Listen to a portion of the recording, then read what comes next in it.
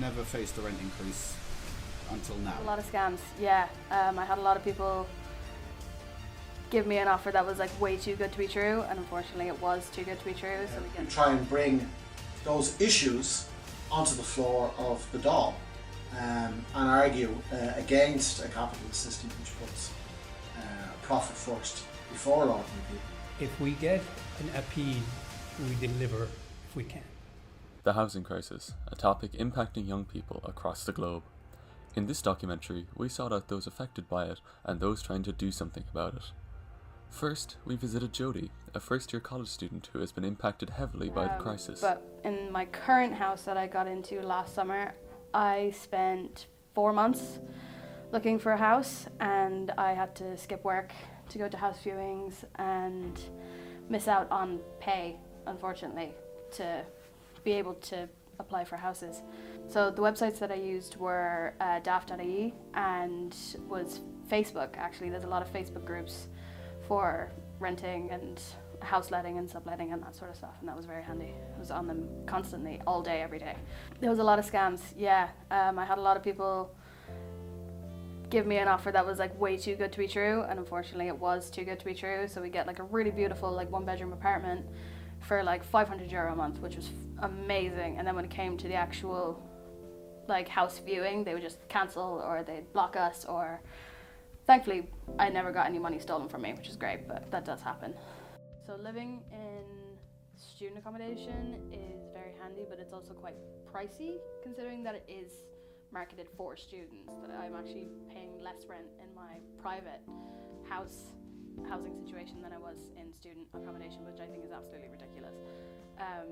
But it was easier to find student accommodation than it was to find a private landlord. Then, we ventured to Gems, a small shop in Dunmanway which has recently been forced to close. We opened in March of 2018. It was quite a busy town. We'd done a lot of market research at the time. There was just over 2,000 people in our community. So we imagined if we got maybe 20% of that market share would have been enough to keep our business going. Since then, since COVID really, the town has, we've lost a lot of people in the town. The population has gone from about 2,300 to about 1,800, so we've lost nearly a quarter of our community over COVID. When we first opened Gems, we wanted to open an eco shop. So less plastic, biodegradable products, natural soaps without chemicals, bath bombs, etc. Now, that wasn't enough to keep our business going, so we diversified into stationery, crafts, which then COVID hit and we were closed for nearly, I think, 7 months. So we had to make a business decision whether to give up our business then or to diversify and carry on into something else. At the time, we were doing quite well from the repairs, and then obviously the population got less and less and less, and this is kind of where we are now. We've never faced a rent increase until now.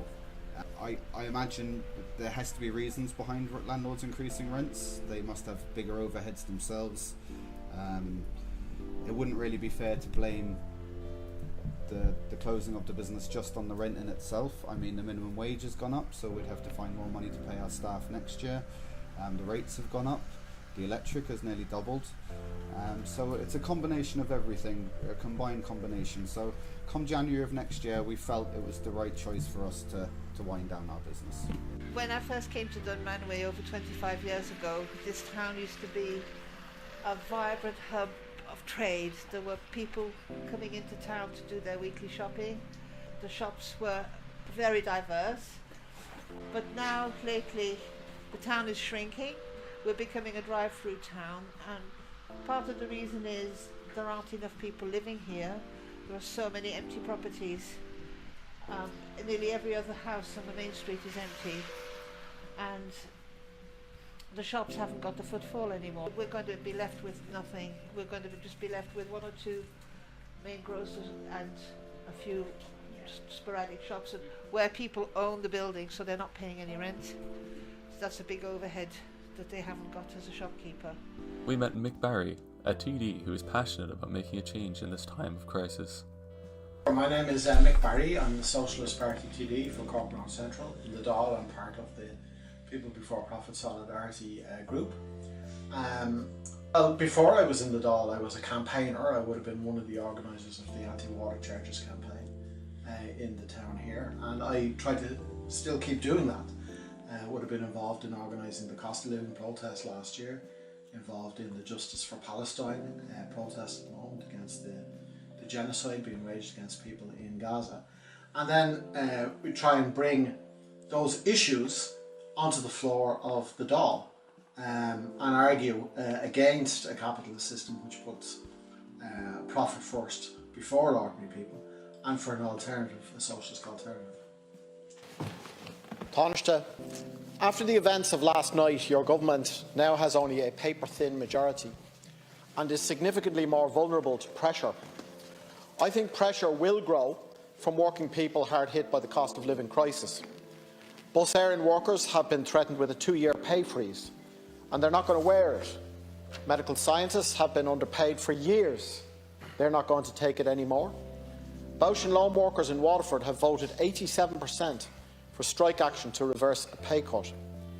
Now, with interest rates set to rise and big increases in mortgage payments on the way, I hope that today's cost of living protest is just a start and that more workers will begin to fight back. What is needed is an opposition which doesn't just put pressure on this government in the House, but which helps fan the flames of workers' opposition, which can hasten the end of this government. I would say Sinn Féin take note on that. And I'll conclude with a question. Would you concur, Taoiseach, that if the mood of discontent hardens among working people, that Deputies Horrigan and Costello might be the least of your worries come the autumn? I wasn't impressed with the budget for 2024. I think Fianna Fáil, Fine Gael and the Green Party tried to gear all their solutions towards the market. So for example, with housing, they still try and base themselves on the idea of housing for profit. That hasn't worked. They are throwing a bit more money at it, same with childcare, but as long as it's organised on a for-profit basis, I don't think it's going to solve the problems. I'd like to see, we're in a cost of living crisis, so I'd like to see people's basic living standards defended. So that would mean that you would have a minimum wage that would allow people to live a decent life. I think that would need to be, if you look at the price of rent at the moment, €17 an hour instead of the measly rate that they are setting it at. I think there was €350 as the basic social welfare payment during COVID. I think that should be the basic social welfare payment now. And I think wages, at the very least, need to keep in line with the rate of inflation, because they're not at the moment, which means in reality that wages are being cut. It depends on what class position you have in society. If you're a millionaire or a billionaire, or you're a wealthy developer, you'll think the government put the money in the right places. If you're an ordinary worker, or a young person who's getting a raw deal, or an asylum seeker or refugee who's getting a wrong deal, you'd say they're putting it in the wrong place. All right? So we represent the ordinary working class people. The government have, vested interests that they look after. Fianna Fáil and Fine Gael, those parties are there to look after the rich, the wealthy and the powerful. What I would say to someone who's interested in making change is don't just sit back and think of casting a vote in an election. There's plenty of things that you can do. You can be active in the meantime. We have a if you're in a workplace where people are exploited and low paid, talk to your fellow workers and get organised. Maybe join a union, but if you do, make sure that you control your local branch. All right? So the beginning of wisdom in politics is for people to actively get involved in things themselves. And when you do that, you see that there are parties like Fianna Fáil and Fine Gael who represent, as I say, the millionaires, the wealthy, the powerful in society. They don't represent your interests, and you will vote for change.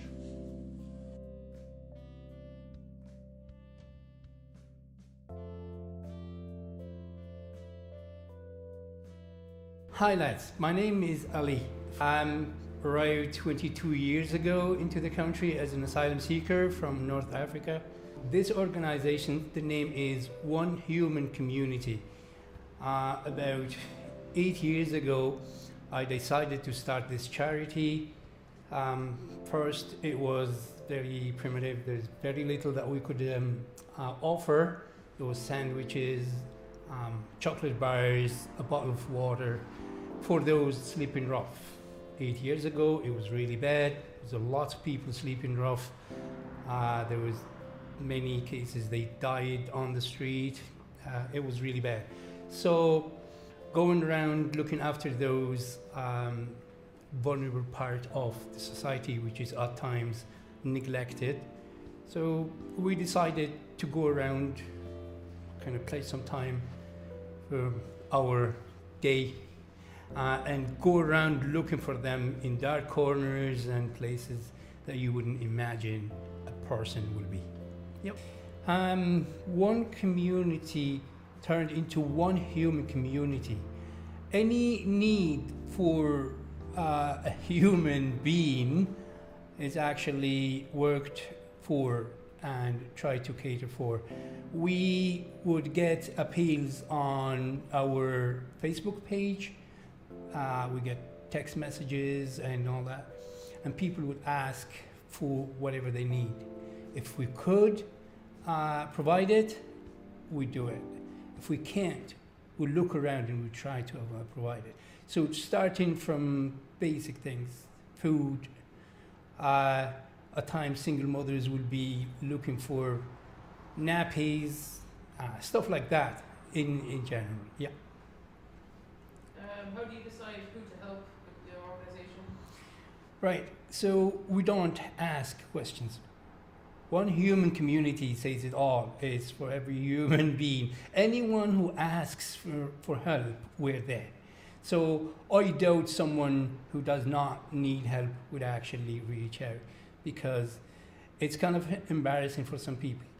Many times we would get a message say, would you please drop the stuff by the door?